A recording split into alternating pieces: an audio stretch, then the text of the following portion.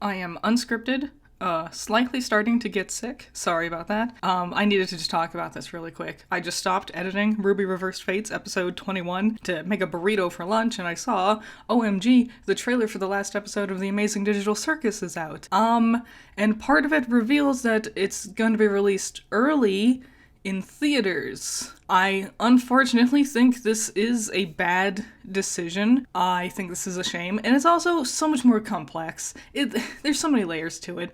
But I do think this is bad. But I wanted to address this. It's a shame because the animation of the Amazing Digital Circus, the storytelling, the voice performances, it definitely deserves to be in theaters. That's the thing. It's early in theaters, certain select theaters. Ultimately, I think it's a bad decision. I've already resigned myself to the fact that I'm definitely going to get it spoiled, because that's the thing. While it is definitely theater worthy, people don't have money. The economy is in shambles, but also, if something is free, people don't want to pay for it, even if they get it early. It's a hard lesson to learn. It's something Rooster Teeth had to learn. Ruby was free for years, and suddenly they had to move it behind a paywall, and no one was happy about that. And once someone gets used to something being free, suddenly being asked to pay for it is not very appealing. And it's already weird with the Amazing Digital Circus because it's on Netflix, but I don't know why, because it's on YouTube for free. Waiting 2 weeks, as much as I love the story and I do want to see it, I'm bummed I'm gonna get spoiled. That's the thing, I know I'm gonna end up getting spoiled because the internet is lousy with these things these days. I don't want to spend money to go to a theater who even knows if a theater even anywhere near me might even have this, to watch something that I know I will get for free later. And it's such a tricky situation, but I do think this is a disappointingly bad decision, and I wanted to talk about it because I hope this doesn't become a trend. I'm totally okay with, buying merch is a great way to help support Glitch, and that's the thing. Glitch wants to make more money so they can pay their animators and their team and everything.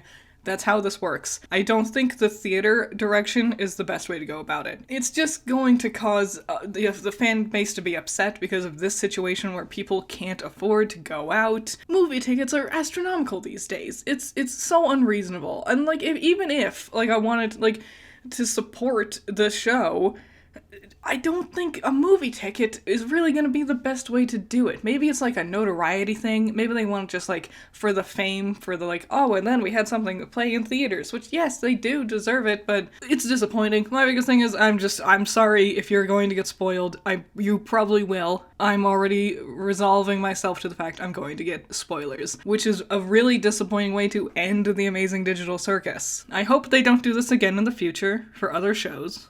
I hope if they do want theater things, they could just make movies.